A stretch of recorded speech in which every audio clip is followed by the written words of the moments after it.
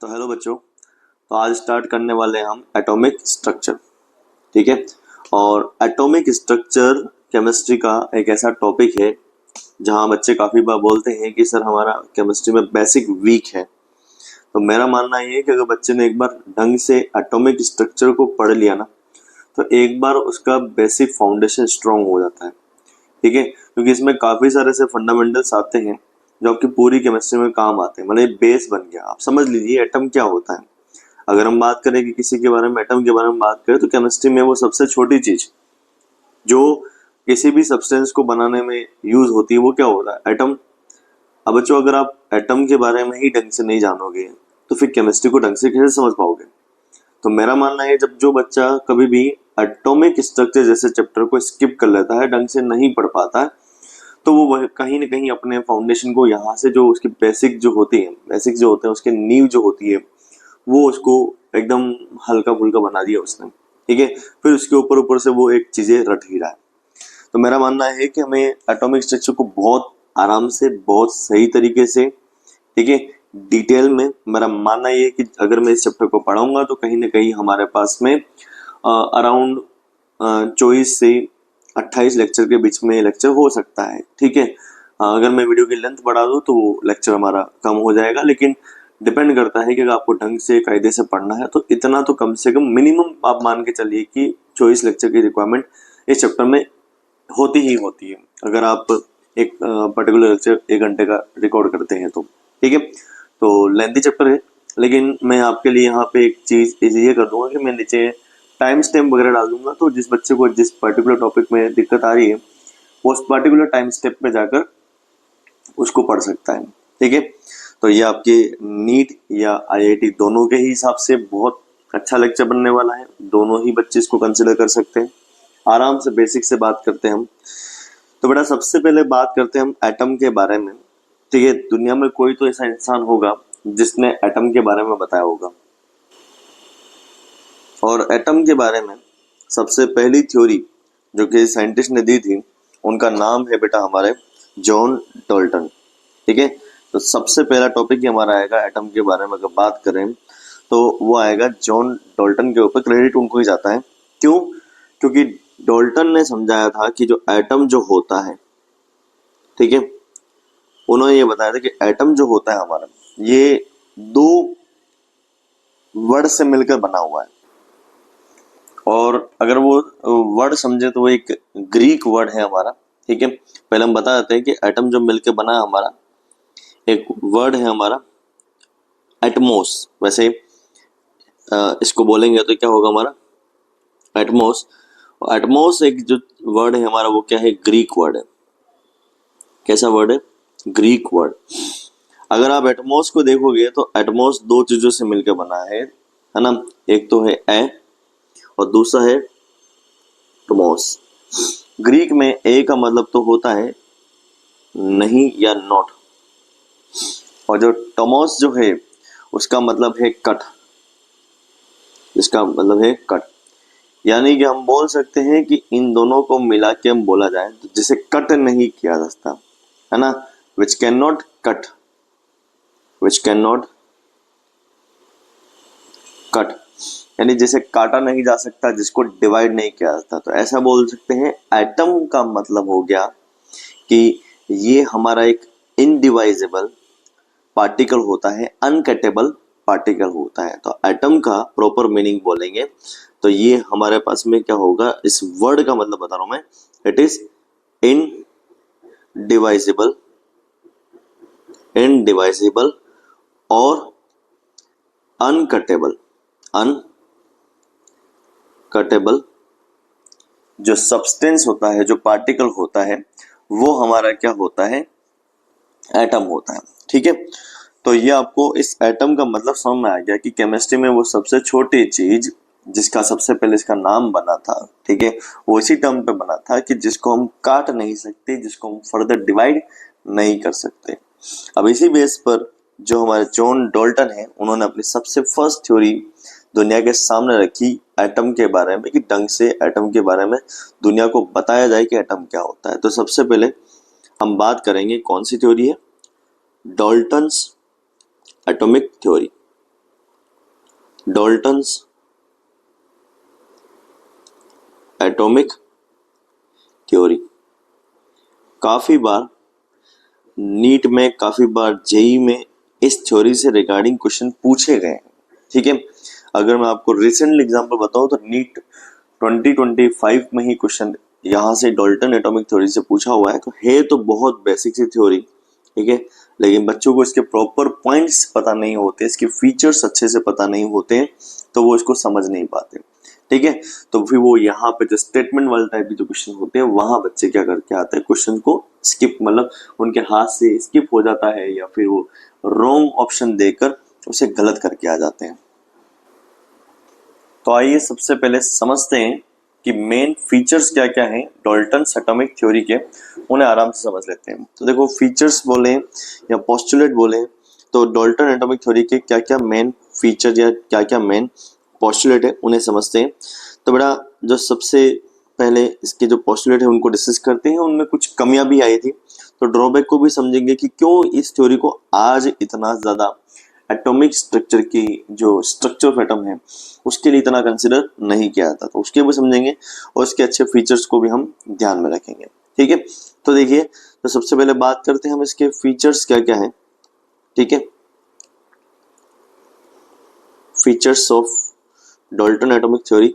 देखो, नोट्स बनाओ ना बेटा, इतना ध्यान रखना कि आपको जो इन लेक्चर के अंदर जो नोट्स मिलेगा ना, आप ये समझिए कि आपको एक बहुत अच्छे लेवल के नोट्स मिलेंगे। मैं ऐसा नहीं कहता हूँ कभी भी किसी फैकल्टी के लिए कि आपको उसमें वो चीज़ें नहीं मिलेगी, लेकिन मैं अपना पूरा प्रयास करके, पूरी कोशिश करके मैं ट्राई कर रहा हूँ कि जितना मुझे आता है, जो मेरे पास रिसोर्सेस हैं, उन रिसोर्सेस का ढंग से यूज करके मैं यहाँ जो नोट्स है वो प्रॉपर तरीके से बना लूँ। ठीक है, बहुत अच्छे डिटेल में।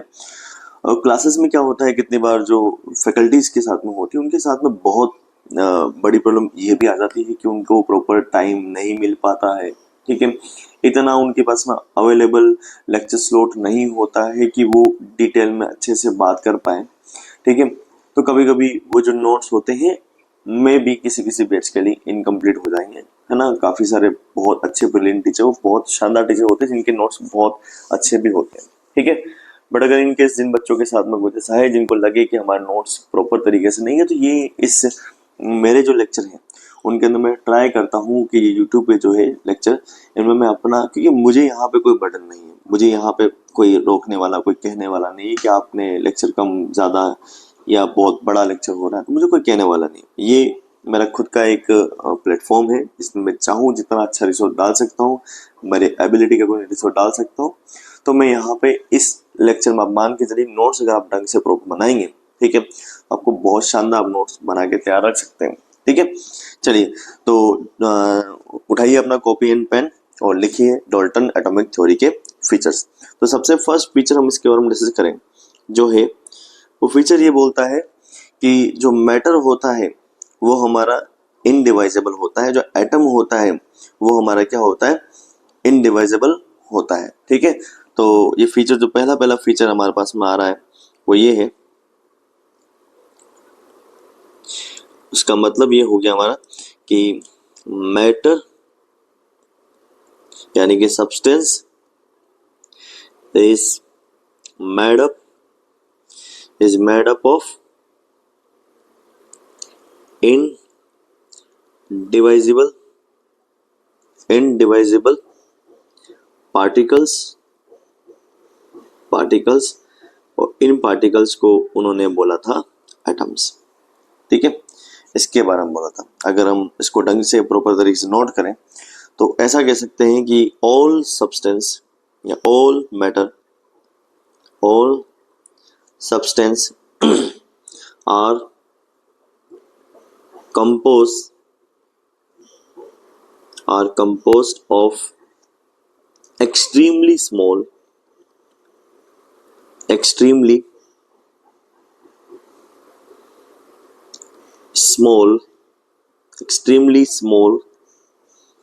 particles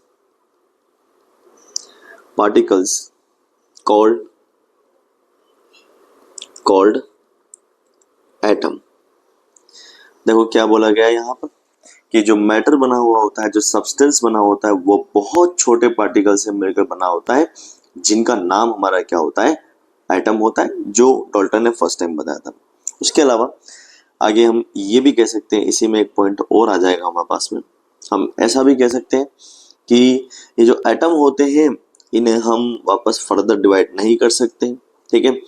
तो बोल सकते हैं atoms can not further divided, इन्हें फर्दर डिवाइड करना पॉसिबल नहीं है। और ऐसा भी कह सकते हैं कि जो एटम होता है, ठीक है, उसे न क्रिएट किया जा सकता है, न डिस्ट्रॉय किया जा सकता है इन एनी केमिकल रिएक्शन, ठीक है। तो क्या होगा इसका मतलब, ये हो जाएगा हमारा कि एटम कैन नॉट क्रिएट या नाइदर बी क्रिएट और नॉर बी डिस्ट्रॉय, है ना, atom neither be create and nor be destroyed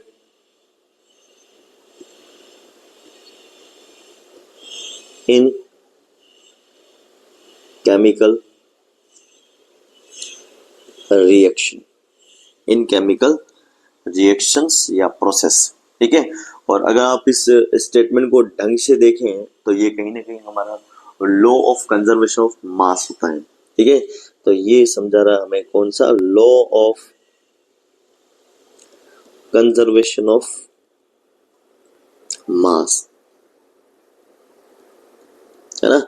अगर हम लॉ ऑफ केमिकल कॉम्बिनेशन देखें तो वहां पे कुछ मेनली हमारे पास में 4 to 5 लॉ है, ठीक है, डिपेंडिंग ऑन सिलेबस, ठीक है। तो उनमें से एक सबसे पहला जो लॉ आता है लॉ ऑफ केमिकल कॉम्बिनेशन के अंदर, उसमें आता है हमारा law of conservation of mass, जो कि आपने देखा होगा कि वो डाल्टन ने ही बताया था, ठीक है। तो ये तो हमारा पहला पॉइंट हो गया, जो कि बता रहा है कि मैटर जो होता है फर्दर डिवाइड नहीं हो सकता, और जो डिवाइड नहीं हो सकता है वो पार्टिकल जो होता है हमारा एटम होता है, ठीक है।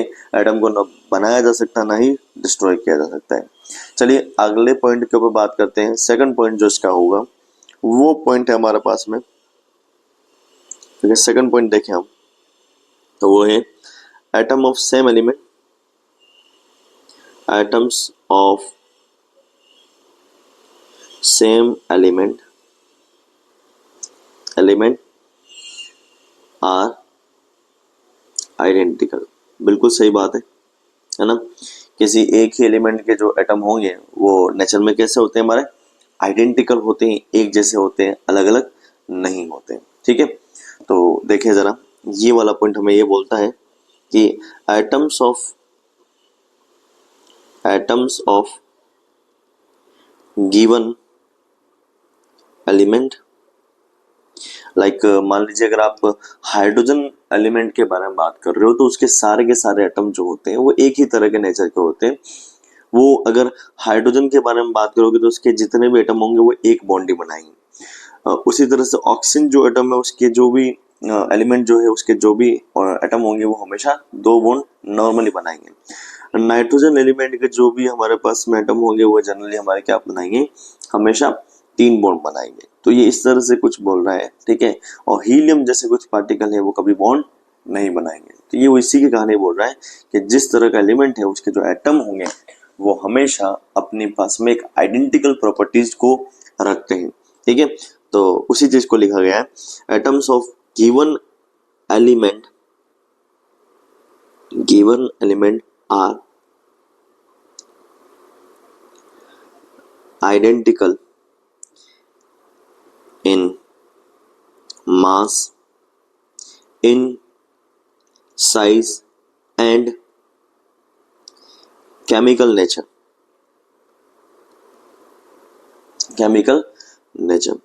फॉर एग्जाम्पल मास साइज में तो आप समझ ही गए हैं कि वो साइज और मास में एक जैसे होंगे। फॉर एग्जाम्पल अगर हाइड्रोजन है तो हाइड्रोजन का हर एक एलिमेंट एक बॉम्ब बनाएगा, हर एक एटम एक बॉम्ब बनाएगा। ऑक्सीजन है तो उसका हर एक एटम क्या बनाएगा, 2 बॉन्ड बनाएगा। नाइट्रोजन है तो उसका हर एक एटम जो होगा वो 3 बॉन्ड बनाएगा। और हीलियम जैसे एटम है वो कभी बॉन्ड नहीं बनाएंगे। ये कहने का मतलब हो गया कि इसमें जितने भी हर एक हाइड्रोजन के जितने एटम हैं, ऑक्सीजन के जितने एटम हैं, नाइट्रोजन के जितने एटम हैं या हीलियम के जितने भी एटम हैं, वो उनकी प्रॉपर्टीज, केमिकल प्रॉपर्टीज ये हैं। केमिकल प्रॉपर्टीज के बारे में जब भी हम डिस्कस करते हैं तो उसका मतलब बेटा ये हो जाएगा कि आप बात कर रहे हो उसके बॉन्डिंग के बारे में, उसके बॉन्डिंग के नेचर के बारे में, वो किस तरह से बॉन्ड का फॉर्मेशन करता है। तो स्टार्टिंग जो होती है वो सबसे पहले केमिकल नेचर में बॉन्डिंग से ही स्टार्ट होती है। टाइप्स ऑफ बॉन्ड पर डिवाइड करता है कि वो किस तरह का बॉन्ड बना रहा है ना, वो उसका बॉन्ड कोवेलेंट है या आइडेंटिक आयोनिक है। उसके बाद में जो बाकी चीजें होती है वो हम आगे जाके डिस्कस कर सकते हैं कि उस बॉन्ड का नेचर वगैरह में क्या क्या है, लेकिन सबसे पहला केमिकल नेचर जो आता है उसमें बॉन्डिंग के बारे में ही डिस्कस किया जाता है। ठीक है, चलिए अगली बात करते हैं हम लोग। नेक्स्ट पॉइंट जो आएगा हमारे पास में, अगला पॉइंट वो होगा कि जैसे सेम एलिमेंट जो होते हैं उनके एक एलिमेंट के सेम एटम जो होते हैं उनके सेम ही क्या होता है, नेचर होता है, लेकिन उसी तरह से अगर अलग अलग एलिमेंट के एटम है तो उनका नेचर भी क्या होगा, डिफरेंट होगा। तो नेक्स्ट पॉइंट जो आएगा हमारे पास में वो थर्ड पॉइंट लिखिए बेटा। थर्ड पॉइंट होगा हमारा atoms of different elements are different। ठीक है, जो एटम है हमारे डिफरेंट एलिमेंट के, उनके नेचर भी क्या होते हैं, अलग अलग होते हैं। सेम लाइन हम बता सकते हैं कि उनके जो बॉन्डिंग के नेचर हो गए या उनके साइज हो गई या उनका जो मास हो गया वो डिफरेंट होगा। तो क्या कह सकते हैं हम लोग, atoms of the different element are different in mass, size and chemical nature। आएगी बात समझ। जैसे कि जो हम केमिकल नेचर में बात करें तो हाइड्रोजन का एटम होगा वो एक बॉन्ड बनाएगा, तो वहीं ऑक्सीजन का एटम दो बॉन्ड बनाएगा। आ रही बात समझ। चलिए तो अगली बात करते हैं, हम फोर्थ पॉइंट की तरफ बढ़ते हैं। तो फोर्थ पॉइंट जो होता है हमारे पास में वो क्या बोलता है, आइए पहले फोर्थ पॉइंट देखते हैं। बड़ा फोर्थ पॉइंट जो है उसमें हम कह सकते हैं कि atoms combine in simple whole number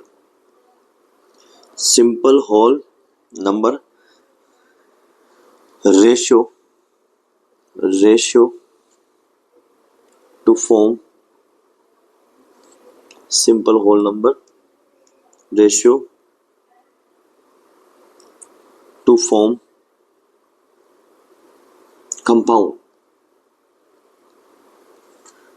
compound ठीक है, यही लिख देते हैं इसको, टू फॉर्म कंपाउंड।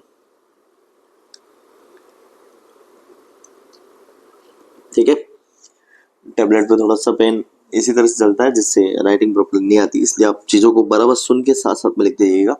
ठीक है, तो बात करें तो ये भी एक बहुत इंपॉर्टेंट पॉइंट है। तो इसके रिगार्डिंग भी जो भी नीट में जो क्वेश्चन बना था वो यही से ही क्वेश्चन बनाया गया था।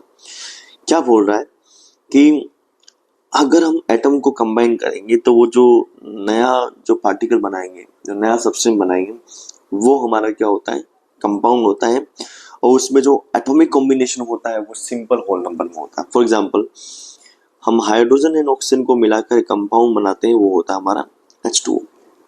तो H2O में आप देख रहे हैं कि जो हाइड्रोजन है वो एक पार्टिकल जुड़ रहा है, ऑक्सीजन के मतलब हाइड्रोजन दो है वो दो पार्टिकल जुड़ रहे हैं, ऑक्सीजन के एक पार्टिकल जुड़ रहे हैं। लेकिन वहाँ पहले ऐसा नहीं होता था ना कि पहले आप एटम को के बारे में पहली आप थ्योरी बता रहे हो, वहाँ पे नंबर ऑफ एटम कैसे गिन पाओगे, तो वो पॉसिबल तब नहीं था। तब लोग क्या करते थे कि ये जो आपने हाइड्रोजन जो एटम लिया है, ये जो ऑक्सीजन जो एटम लिया है, इनको मास के अकॉर्डिंग देखा जाता है। तो यहाँ अगर मैं आप आज के आप लोग जानते हो जैसे एटॉमिक मास जाना है, तो जो हाइड्रोजन होता है उसका मास होता है 1, और 2 एटम है, तो हम ऐसा बोल सकते हैं कि इसका 2 ग्राम। ऑक्सीजन जो कि यहाँ पे दिख रहा है आपको, इसका मास होता है 16 एंड कंबाइन हो रहा है 1 एटम, तो मास कितना होगा हमारा 16 ग्राम। अगर हम इनका सिंपल रेशो बनाए मास की फॉर्म में, अगर इनका हम सिंपल रेशो देखें मास की फॉर्म में, तो बनेगा 1:8 बाई मास के कॉम्बिनेशन में जुड़े हुए हैं। ठीक है, आपको पहले एक बार एटॉमिक फॉर्म में देख लो, एटम में 2 जुड़ रहे हैं, ये 1 जुड़ रहा है। लेकिन हम तब मैंने बोला था ना कि तब उनको पता नहीं था ना कि यहाँ आपके पास में किसी मॉलिक्यूल के पास में कितने एटम है, ये कैसे कंसिडर कर सकते हैं। हम तो एटॉमिक स्ट्रक्चर की पहली थ्योरी बात कर रहे हैं।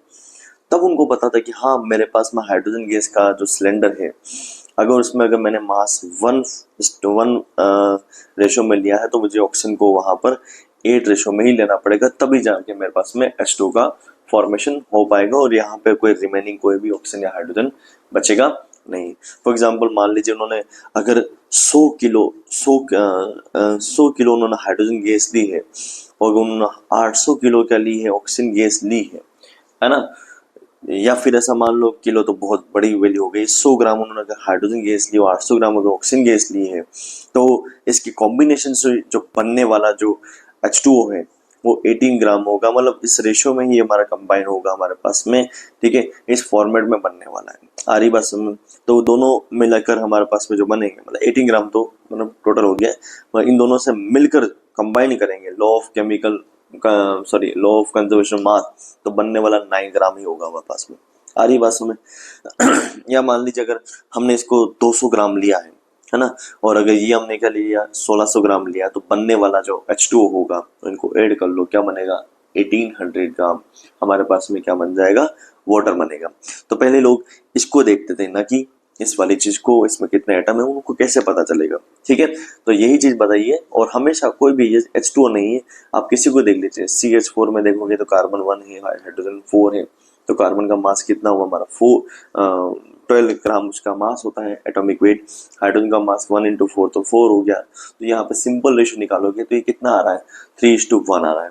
यानी हमेशा ये कार्बन और हाइड्रोजन 3:1 के रेशो में ही कंबाइन होकर CH4 का फॉर्मेशन कर सकते हैं। तो इसी तरह से कोई भी हमारे पास में किसी भी तरह का कोई भी अगर कंपाउंड है तो वो बनाएगा, वो हमेशा सिंपल रेशो में एडिशन होगा, इसको बताया गया। इसको मैं भी लिख दूंगा वापस से। पहले हम एक बार इसके लिए जो स्टेटमेंट है उसको ढंग से लिखते हैं। तो स्टेटमेंट क्या बोल रहा है हमारे पास में, स्टेटमेंट को अगर देखें तो ऐसा कह सकते हैं हम कि chemical compounds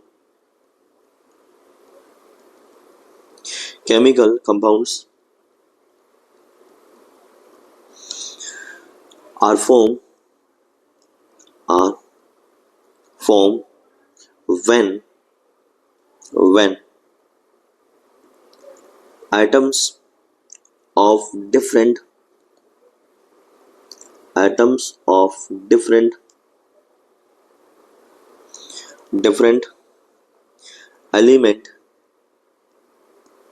element combine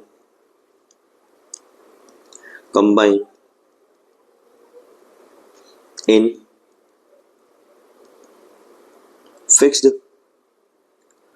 whole number ratio, है ना। For example H2O and CO2 ले लेते हैं, ज्यादा कॉमन। जैसे हम H2O के बारे में बात करें, H2O के बारे में, फॉर्मेशन ऑफ H2O। ठीक है, तो अगर H2O के बारे में बात करें तो यहाँ पर hydrogen gas plus oxygen gas के कॉम्बिनेशन से बनेगा हमारा H2O बनेगा। ठीक है, तो यहाँ में ऑब्वियस सी बात है, इसको 2 लेना पड़ेगा। तो अगर आप मान लीजिए 2 मोल अगर आप क्या बना रहे हो, आप H2O बना रहे हो, तो यहाँ पर हमेशा ये 2 मोल H2 और 1 मोल O2 मिलकर ये यहाँ पे कंबाइन होके बना सकते हैं। यहाँ अगर आप एटम की फॉर्म में देखोगे तो एटम में यहाँ पे टोटल एटम जो कंबाइन हुए हैं, आप ध्यान से देखेंगे तो एटम यहाँ पर टोटल प्रेजेंट कितने हैं, 4 एटम है ना, 2 मोल के अंदर। और ऑक्सीजन यहाँ पे कितनी है हमारे पास में, 2 है, ये 4 × 2। तो अगर इसका अगर मास निकाले तो 1 से हुआ तो कितना होगा 4 ग्राम, और इसका अगर 16 से करें तो कितना होगा हमारे पास में, ये होगा 32 ग्राम हो जाएगा। ठीक है, तो अगर इसको देखा जाए 32 ग्राम है हमारे पास में, तो अगर आप यहाँ पर इसका रेशो बनाओगे, ठीक है, इसके मास के फॉर्म में अगर आप इसका रेशो बनाते हो तो वो जो मास के फॉर्म में जो इसका रेशो आने वाला है वो क्या आने वाला हमारा 1:8 का रेशो आएगा। आ रही बात उसमें? तो ये हमेशा 1:8 के रेशो में ही कंबाइन वाला है। या यहाँ भी कर सकते हैं हम कि जब उन्होंने बनाया था तो उन्हें 4 ग्राम क्या जरूरत पड़ी थी, हाइड्रोजन गैस की जरूरत पड़ी थी, वहीं पर उन्हें 16 ग्राम ऑक्सीजन की जरूरत पड़ी जो कि 1:8 के फॉर्म में ही काम करेगा। आ रही बात समझ? इसके उल्टा अगर आप मान लीजिए क्या, अगर आपने इसको H2 को डबल कर लिया हो, मान लीजिए आपने 4H2 कर दिए, ओके, और यहाँ अगर आप बनाओगे तो वापिस से बात इसको भी डबल करना पड़ेगा, तो बनेगा हमारे पास में क्या 4H2O बनेगा। तो अगर आप यहाँ देखेंगे तो यहाँ पे आपको जरूरत कितनी पड़ेगी 4 × 2 यानी 8 ग्राम तो हाइड्रोजन की जरूरत पड़ी, और 32 × 2 यानी कितना हमारे पास में 64 ग्राम हमारे पास में ये हो गया। 32 कैसे ऑक्सीजन का होता है 16 × 2 32, 32 × 2 कितना हो 64।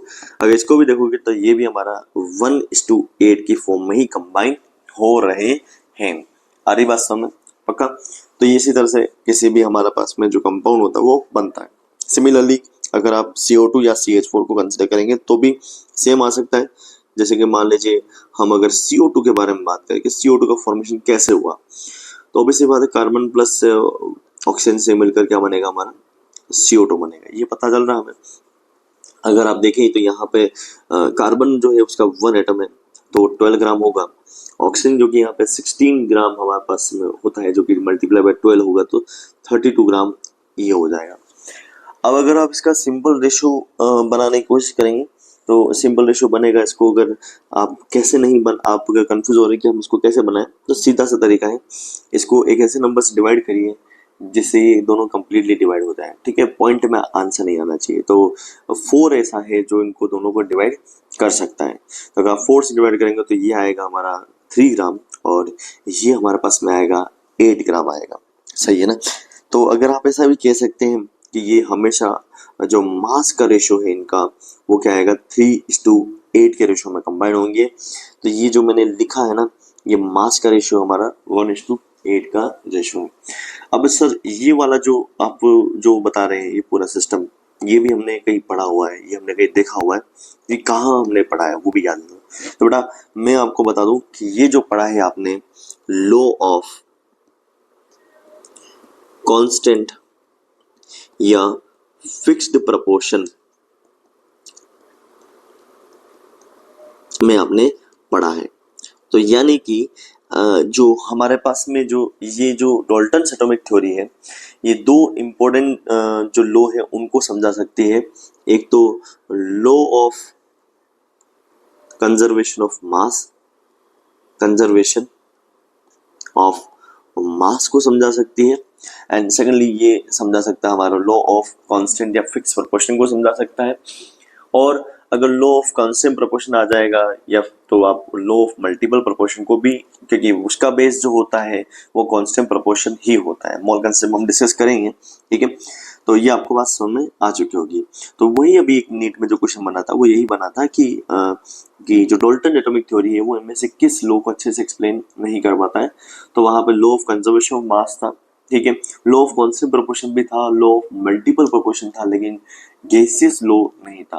देखो मैंने जब भी यहाँ पे यूज किया है तो मैंने पर्टिकुलरली किसी गैस के लिए ही बात नहीं की है। जैसे हाइड्रोजन एंड ऑक्सीजन के बारे में बात की, लेकिन इस बार मैंने जो कार्बन होता है वो हमारा क्या होता है सॉलिड होता है, ऑक्सीजन भली गैस होती है, ठीक है, लेकिन यहाँ हमने गैसेस रिएक्शन के ऊपर डिस्कस नहीं किया है।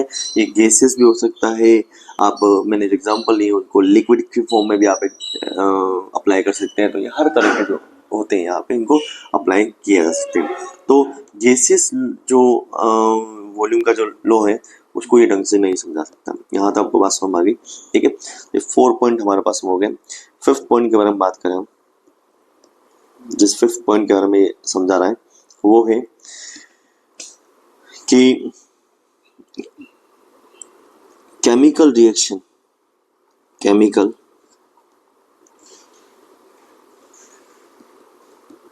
reactions involves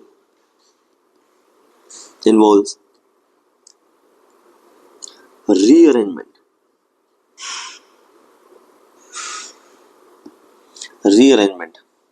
Chemical reaction involve rearrangement, rearrangement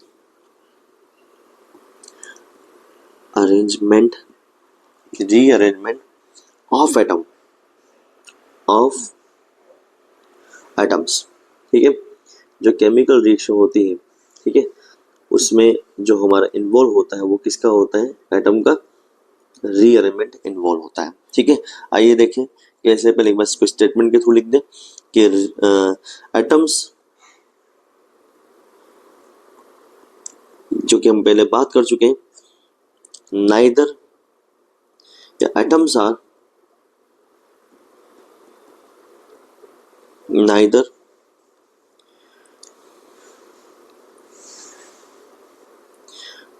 atoms are neither, यहाँ कुछ गड़बड़ की क्या बोले सर, एटम्स आर नाइदर, नई बार जैसा बन रहा था उसे, हाँ, atoms are neither created nor destroy. आप सोचोगे ये वापस क्यों बता रहे हैं, अभी समझा रहा हूँ, जाओ।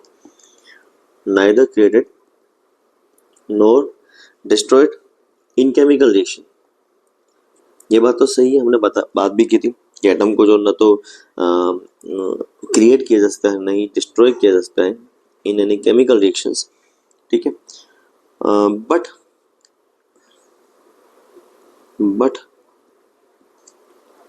they are just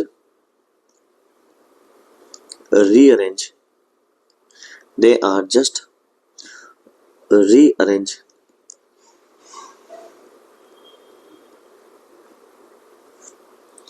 to form new substance,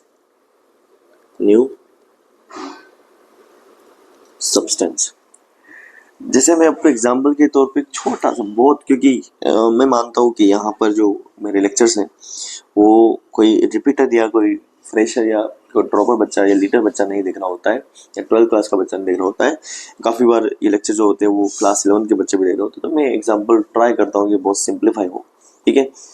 तो एक एग्जाम्पल के बारे में बात करें, जैसे एक केमिकल रिएक्शन से HCN, है ना बेटा, इसको इतना ध्यान रखो, HCN को अगर मैं बेस की कैटेगरी में रिएक्शन करवाता हूँ, ठीक है, तो जो HCN है ये हमारा बन जाता है CNH, इस तरह से बन जाता है। आ रही बात समझ?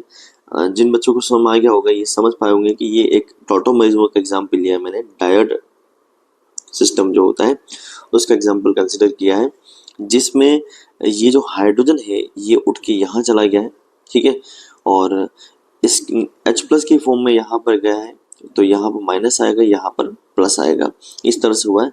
लेकिन मैं उसको कंसिडर नहीं कर रहा हूँ, मैं केवल इतना ही लिख रहा हूँ कि ये 3 बॉन्ड तो है और नाइट्रोजन ने एक्स्ट्रा बॉन्ड वो बना दिया हाइड्रोजन से, तो इस पर क्या आ गया, प्लस आ गया, और कार्बन ने अपन इस हाइड्रोजन अपना इलेक्ट्रॉन दे के इसको गया ना H+ की फॉर्म में, तो माइनस यहाँ पर आया। अगर इलेक्ट्रॉनिक फॉर्म में देखें तो ये नाइट्रोजन ने इससे एक्स्ट्रा बॉन्ड बनाया तो हो गया, और यहाँ पर क्या आया, माइनस आ गया, ठीक है। नाइट्रोजन जब इसको अपना लॉन पर देगा तो उसको क्या आएगा, माइनस आएगा। क्लास 11 के बच्चे यहाँ पर कंफ्यूज नहीं हो कि माइनस प्लस कैसे आया, ये केमिकल बॉन्डिंग में कर लेंगे, ठीक है। तो आप देख रहे होंगे ना यहाँ पे हमने क्या किया है, HCN को कन्वर्ट कर दिया है CNH में, दोनों में फर्क है, ये हाइड्रोजन साइनाइड है और ये हाइड्रोजन आइसोसाइनाइड है ना, दोनों कंपाउंड अलग अलग है, ठीक है। तो ये हमारे पास में रीअरेंजमेंट होते हैं किसी भी केमिकल रिएक्शन में, न कि ये किसी केमिकल रिएक्शन में जाकर डिस्ट्रॉय या मतलब खत्म या बनाया नहीं जाते। तो हमने यहाँ पे कंपाउंड जरूर नया बनाया है, ठीक है, एक कंपाउंड को डिस्ट्रॉय करके नए कंपाउंड को बनाया, बट यहाँ पे एटम डिस्ट्रॉय नहीं हुआ है। तो ऐसा कह सकते हैं कि केमिकल रिएक्शन में ये पॉसिबल है कि कंपाउंड जो होता है वो अपनी आइडेंटिटी खोकर नए कंपाउंड में कन्वर्ट होता है, तो one compound converting other compound, ठीक है, ये केमिकल रिएक्शन का एक खास बात होती है। तो ये इसके कुछ मेन पोस्टुलेट, जो मेन फीचर जो है वो मैंने आपको भी इसमें समझाया। अब बात करते हैं कि इसकी ऐसी कौन कौन सी कमियां थी जिसको हम आज इसको एक्सेप्ट नहीं कर पाते हैं, ठीक है, क्योंकि आपको दिख रहा होगा बहुत अच्छे अच्छे पॉइंट बताए हैं, ठीक है, और ये पॉइंट कई कई हद तक जो है वो सही भी है, कोई गलत नहीं है। सारे के सारे पॉइंट अगर हम डिटेल में अगर पढ़ के देखते हैं तो सारे के सारे पॉइंट एप्लीकेबल भी है। तो सर इतनी अच्छी खास बात होने के बाद में भी आज हम डाल्टन एटॉमिक थ्योरी को इतना कंसिडर क्यों नहीं करते जब हम एटॉमिक स्ट्रक्चर को पढ़ते हैं, तो एटॉमिक स्ट्रक्चर के अंदर इसको इतना कंसिडर क्यों नहीं किया जाता है। तो देखिए लिमिटेशंस क्या है या ड्रॉबैक्स क्या है उनको समझ लेते हैं हम, ठीक है। तो अगला पॉइंट अपने पास में जो आएगा वो है ड्रॉबैक्स या लिमिटेशंस। जैसे हमने फीचर्स के बारे में बात किया है वैसे ही आएगा हमारा ड्रॉबैक्स।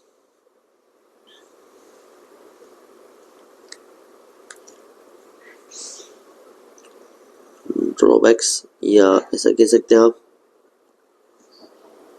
लिमिटेशंस, है ना, जिसमें हम मॉडर्न अंडरस्टैंडिंग के अप्रोच को लगा के देखेंगे कि मॉडर्न अप्रोच को लगा के देखेंगे तो ये कैसे फैले। उस टाइम के बहुत सक्सेस था, ठीक है। पहला पॉइंट देखें अपन, सबसे पहला पॉइंट जहां बात आती है इनडिविजिबिलिटी ऑफ एटम, जो है वो एक इनकरेक्ट स्टेटमेंट था। Indivisibility of atom is a wrong statement, is incorrect, है ना। ये सबसे बड़ा इसका लूप होल समझ सकते हो ये था, क्योंकि उन्होंने बोला कि एटम को फर्दर डिवाइड नहीं कर सकते, लेकिन आप लोग ध्यान से जानते हो, अच्छे से जानते हो कि जो एटम होता है उसमें जितना आपने पढ़ा है उसमें इलेक्ट्रॉन भी होता है और सेंटर में क्या होता है, प्रोटॉन भी होता है, और न्यूक्लियस है तो न्यूक्लियस के अंदर उस प्रोटॉन के साथ में कभी कभी न्यूट्रॉन भी होता है, ठीक है। तो ये तो फर्दर डिवाइड हो गया ना वापस में, इसमें एक अलग नेगेटिव पार्टिकल एक पॉजिटिव पार्टिकल, तो ये डिवाइडेबल हो गया है, ठीक है। तो क्या कह सकते हैं इसके लिए, हम ऐसा कह सकते हैं कि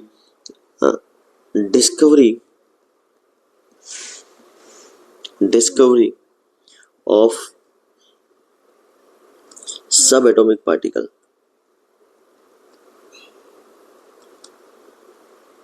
डिस्कवरी ऑफ सब एटॉमिक पार्टिकल्स, जो कि कौन कौन होते हैं हमारे पास में, electron, proton,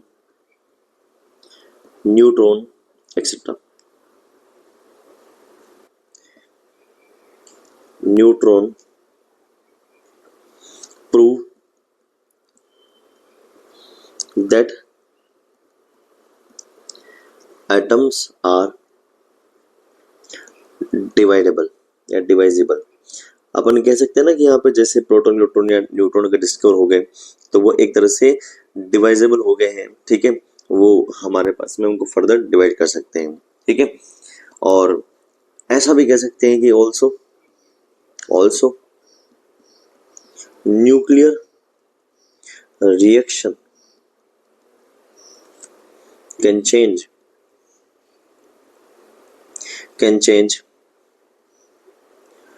one element into another element, है ना, जो कि हम बात करते हैं रेडियो एक्टिविटी के अंदर, रेडियो एक्टिविटी के अंदर हम बात करते हैं। जैसे कि अगर हम यूरेनियम की रेडियो एक्टिविटी की रिएक्शन देखें, जैसे यूरेनियम जो एक न्यूक्लियर बम होता है, ठीक है, तो उसमें हमारे पास में हम जो न्यूट्रॉन जो होता है ना, न्यूट्रॉन जो होता है अगर उसका हम अगर अटैक करवाते हैं किसके ऊपर, 235 यूरेनियम, ठीक है, जो कि एक तरह का अनस्टेबल न्यूक्लियस होता है, ठीक है, यूरेनियम बॉम्ब वाली रिएक्शन है, ध्यान रखना ये, ठीक है। तो इससे हमें क्या मिलता है, बेरियम 141 एंड 56, है ना। 56 का क्या होता है, एटॉमिक नंबर है, 141 उसका क्या है, एटॉमिक मास है। ये यूरेनियम का 92 उसका एटॉमिक नंबर है, ये इसका क्या है, 235 उसका क्या मास नंबर है। तो ये जब उससे रिएक्शन करता है, ये जब जो न्यूट्रॉन पार्टिकल है इससे टकराते हैं तो इस एलिमेंट को डिस्ट्रॉय कर रहे हैं। इसका क्या हो रहा है, ये एक तरह से डिस्ट्रॉय हो चुका है, डिस्ट्रॉयड हो चुका है, और इसके डिस्ट्रॉय होने से एक नया पार्टिकल हमारे पास बन गया है, जो कि एक तो है बेरियम। इसका क्या हुआ, इन एटम का क्या हुआ, फॉर्मेशन, क्या हुआ, फॉर्मेशन हुआ, ये क्रिएट कर लिया हमने, ठीक है। प्रॉपर रिएक्शन देखा जाए तो इसका 36 नंबर होता है एंड 92 ये होता है, और प्लस साथ में 3 न्यूट्रॉन और मिलते हैं। अब सोचो 3 न्यूट्रॉन जो होंगे वो कितना धमाल करने वाला है, है ना। हमें तो एक न्यूट्रॉन ने यूरेनियम को तोड़ दिया, तो उससे जाके बेरियम और क्रिप्टोन मिला, तो एक न्यूट्रॉन से और साथ में बहुत ज़्यादा हाई अमाउंट में क्या होती है, एनर्जी निकलती है ना। तो ये देखो एक चेन रिएक्शन से हो गई है, एक न्यूट्रॉन ने एक एक यूरेनियम को तोड़ा है, तो रिप्लाई में ये बेरियम क्रिप्टोन बन गए, एनर्जी बन गई, 3 न्यूट्रॉन आया। तो अगली बार अगली स्टेप में क्या होगा, 3 जने तोड़ेंगे, कितने को, 3 को और तोड़ेंगे। उन 3 से बनने वाले कितने हैं, 3 मल्टीप्लाई 3 मल्टीप्लाई बाय 3 करोगे, हर एक के पास में 3 3 3 आ जाएंगे, तो कितना आएगा, 9 आएगा। अगली बार वो 9 वापस 3 से मल्टीप्लाई हुआ 27। तो चेन रिएक्शन आगे से आगे क्या होगी, चलती रहेगी। ठीक है, तो ये जो होता है, ये जो आप बोल रहे थे कि एटम जो होता है उसको इनडिवाइडेबल नहीं कर सकते, उसको डिवाइड नहीं कर सकते। ठीक है, एक गलत स्टेटमेंट है, क्योंकि इसके अंदर इलेक्ट्रॉन प्रोटॉन न्यूट्रॉन भी होते हैं, और रेडियो एक्टिविटी के अंदर भी देखते हैं हम कि वो वापस से फर्दर डिवाइड किया जा सकता है, उसको डिस्ट्रॉय किया जा सकता है और एक नया हमारे पास में बन सकता है। यहाँ पे जो एनर्जी निकलती है उस एनर्जी का जो फॉर्मूला होता है E=mc², आइंस्टाइन का जो फॉर्मूला होता है उसको अप्लाई करके किया जाता है। ठीक है, ये हमारा फर्स्ट पॉइंट हो गया। आइए सेकंड पॉइंट का हम डिस्कस करते हैं। तो सेकंड पॉइंट जो है इसका, जो सेकंड जो ड्रॉबैक जो हमारे पास में सामने है वो ये था कि उन्होंने बोला कि जो एटम्स होते हैं वो आइडेंटिकल नेचर में होते हैं, लेकिन आइसोटोप इस चीज को फॉलो नहीं करते। ठीक है, तो क्या कह सकते हैं हम कि all atoms of an element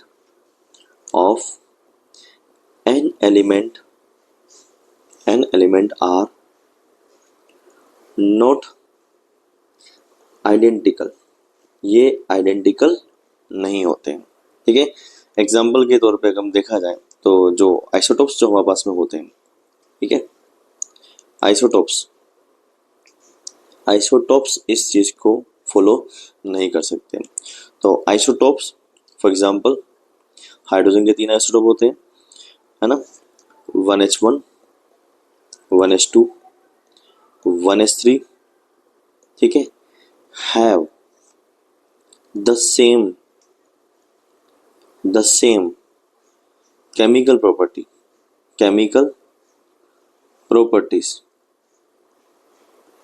यानी कि वो क्या है, सेम एलिमेंट के, किसके, सेम एलिमेंट के ही आइसोटोप होते हैं, but different in mass.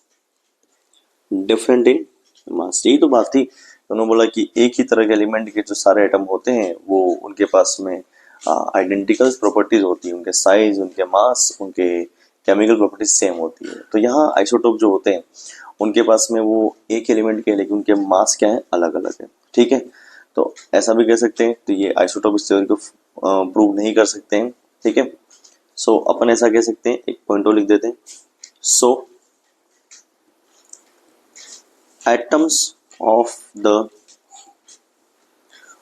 same element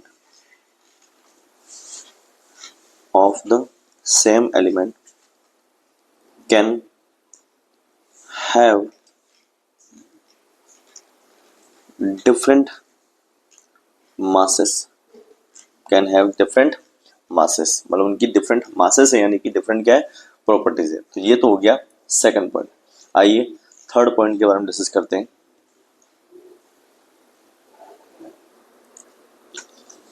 तो थर्ड पॉइंट है कि जो एटम होते हैं डिफरेंट एलिमेंट के वो सिमिलर भी हो सकते हैं, जैसे कि आइसोबार। तो third point, atoms of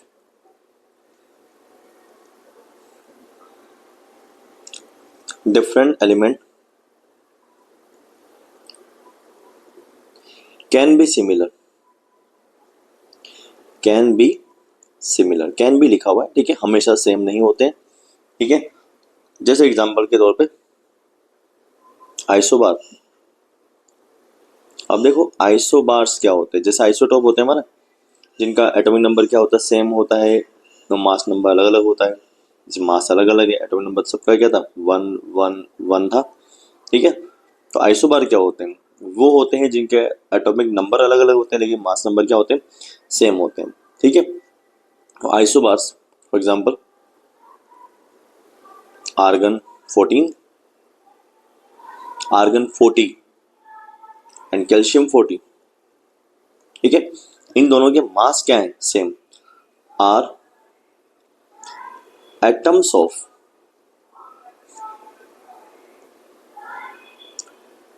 different element having same mass, ठीक है, सेम मास नंबर, तो ये भी हमारे क्या हो गए, सेम से हो गए, ठीक है। अलग अलग एलिमेंट के हैं लेकिन मास क्या इनके सेम है। आइए डिस्कस करते हैं अगला पॉइंट, कुछ देर के लिए पॉज कर लेते हैं। जैसे कि थर्ड पॉइंट बनेगा हमारा, ठीक है, कि किसी तरह की एटॉमिक स्ट्रक्चर को समझा नहीं पा रहा है ना, या उसकी बॉन्डिंग को नहीं समझा पा रहा है, ठीक है। तो does not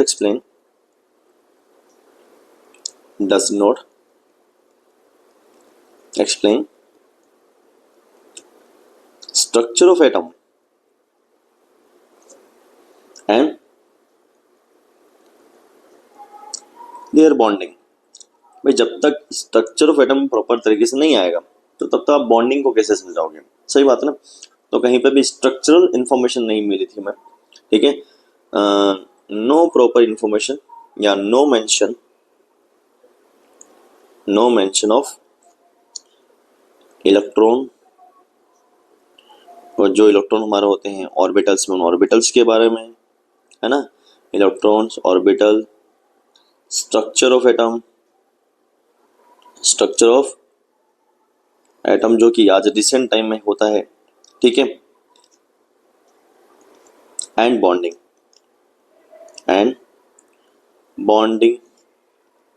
of atom in molecule में एटम का बॉन्ड कैसे होता है ये भी नहीं समझाया गया था, ठीक है। तो ये भी समझाया नहीं था, यानी कि chemical bonding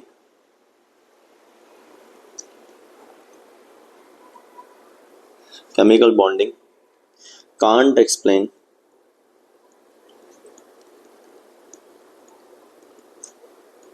by this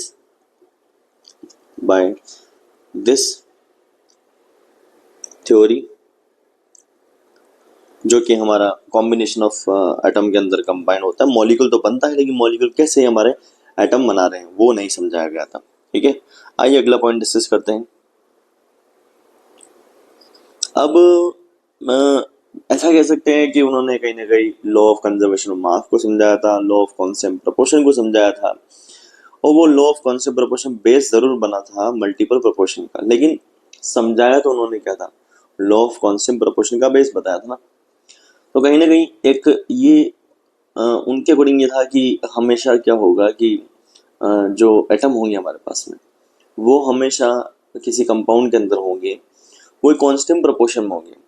but ऐसा भी तो होता है कि वो अलग अलग कंपाउंड में डिफरेंट प्रोपोर्शन में होते हैं, यानी कि लॉ ऑफ मल्टीपल प्रोपोर्शन जैसी चीज़ें इस लॉ को प्रॉपर तरीके से एक्सप्लेन नहीं कर पा रहा, वो हाँ गड़बड़ है, ठीक है। तो एक बात समझ लेते हैं हम, fails to explain the existence of compound with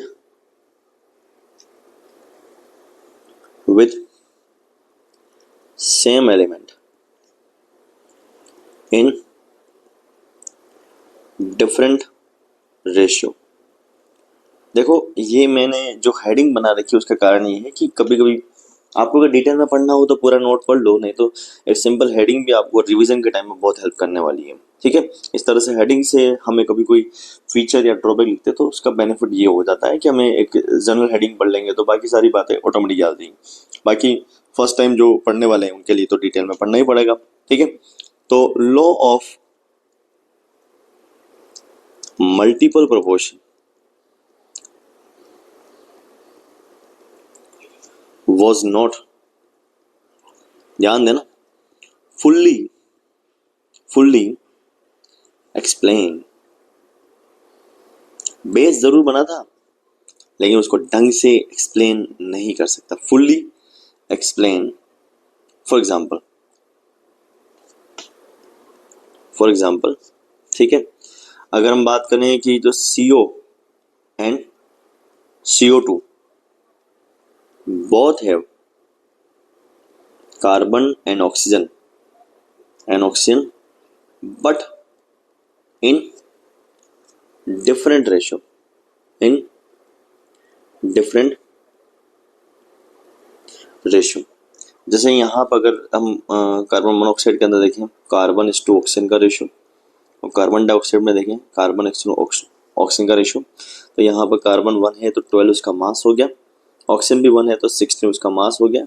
simple ratio करेंगे मास से, है ना, तो बनेगा 3:4 रेशियो बन जाएगा।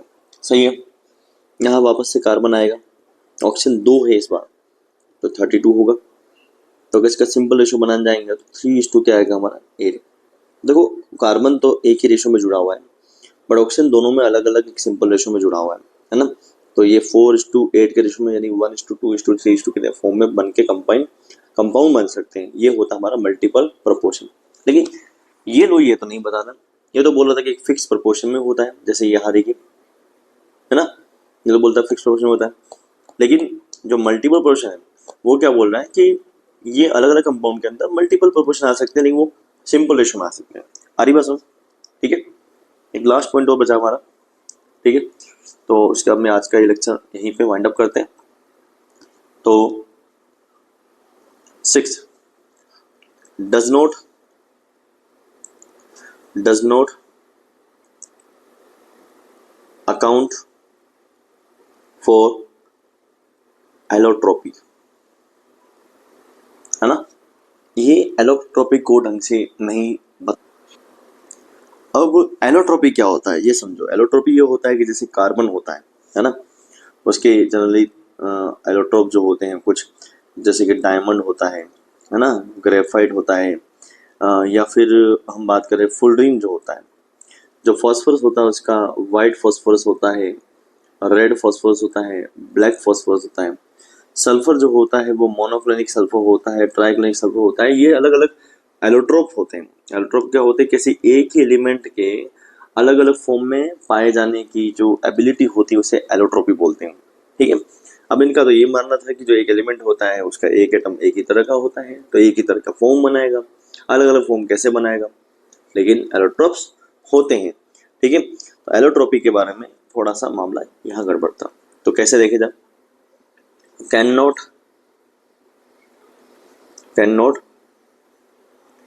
explain why the same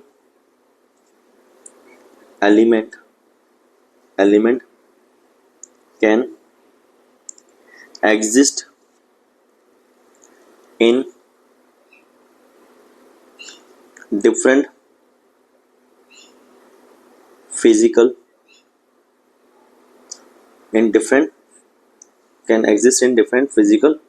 forms, है ना, जिसे हम बोलते हैं एलोट्रोप, है ना। ये फॉर्म जो होती है उनको बोलते हैं एलोट्रोप्स बोलते हैं। ये एक एलिमेंट का अलग अलग फॉर्म में कैसे पाया जाता है। ठीक है। For example carbon S graphite की फॉर्म में होता है, डायमंड की फॉर्म में होता है, डायमंड की फॉर्म में होता है,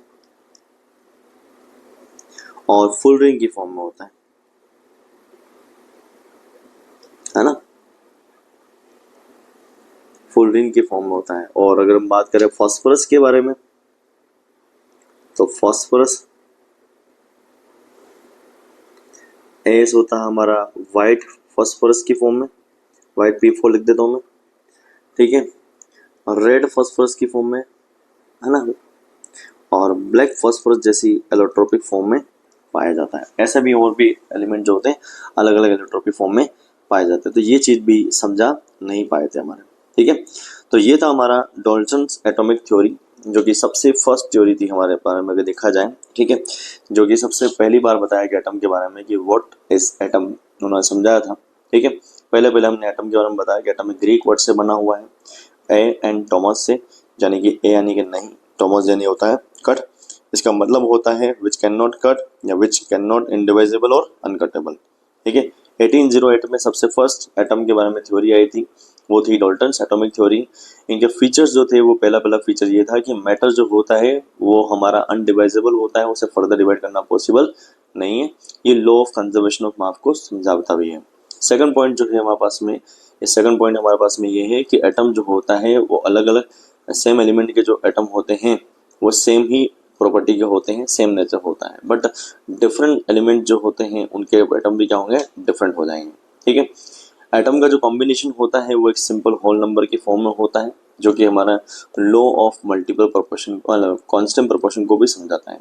केमिकल रिएक्शन के अंदर एटम सिर्फ रीअरेंज होते हैं, किसी भी तरह से डिस्ट्रॉय मतलब किसी भी तरह से डिस्ट्रॉय वगैरह नहीं होते, सिर्फ रीअरेंजमेंट होते हैं, जैसे HCN में CNH बनना। ड्रॉबैक्स क्या थे, ड्रॉबैक में सबसे पहला पॉइंट कि जो एटम जो इनडिवाइड होता है ये डिवाइडेबल नहीं होता, वो गलत है, क्योंकि एटम फर्दर डिवाइड हो सकता है इलेक्ट्रॉन, प्रोटॉन एंड न्यूट्रॉन। या हम किसी न्यूक्लियर केमिकल रिएक्शन में देखें तो एटम को फर्दर हम डिवाइड या डिस्ट्रॉय कर सकते हैं अलग अलग नए नए एटम के अंदर, यानी उसको वापस डिवाइड करना पॉसिबल है।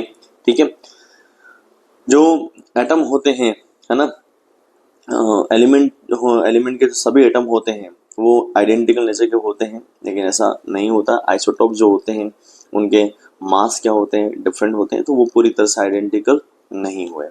वहीं दूसरे एलिमेंट जो होते हैं उनके एटम जो होते हैं वो कभी भी कोई भी प्रॉपर्टी सिमिलर नहीं रखते, बट ऐसा भी नहीं हो सकता। आइसोबार्स जो होते हैं वो सेम प्रॉपर्टीज को दर्शा सकते हैं, जैसे कि उनका मास नंबर सेम है ना। ये किसी तरह के एटॉमिक प्रॉपर स्ट्रक्चर को नहीं बता सकता है, ना बॉन्डिंग के बारे में समझा सकता है। ठीक है, अगला पॉइंट ये था कि जो लॉ ऑफ हमारा जो मल्टीपल प्रोपोर्शन है उसको ढंग से समझा सका। मैं इसको लिख देता हूँ, कांट एक्सप्लेन लिखा हुआ ना, यहाँ लिखा हुआ है law of multiple proportion, law of multiple proportion was not explained, fully explain, क्योंकि एक ही दो एलिमेंट मिलकर एक से ज़्यादा तरह के कंपाउंड बनाते हैं, ये कहीं इस थ्योरी में लिखा हुआ नहीं था। और ये एलोट्रोपिक फॉर्म जो होती है एक ही एलिमेंट की, मतलब एक ही एलिमेंट के अलग अलग फॉर्म्स होती है, एलोट्रोप जो होते हैं उनको भी समझाने में सक्सेसफुल नहीं हुआ था। ठीक है, तो ये हमारा था एटॉमिक स्ट्रक्चर का लेक्चर नंबर 1। ठीक है, अगले लेक्चर में जानते हैं हम कैसे अगर डाल्टन की एटॉमिक थ्योरी फेल हुई है, ठीक है, तो किस तरह से हमने प्रोटॉन, न्यूट्रॉन या न्यूट्रॉन की डिस्कवरी की है, इनके बारे में हम लोग समझेंगे। ठीक है, तो आज का लेक्चर यहीं पर है, मिलते हैं अगले लेक्चर में।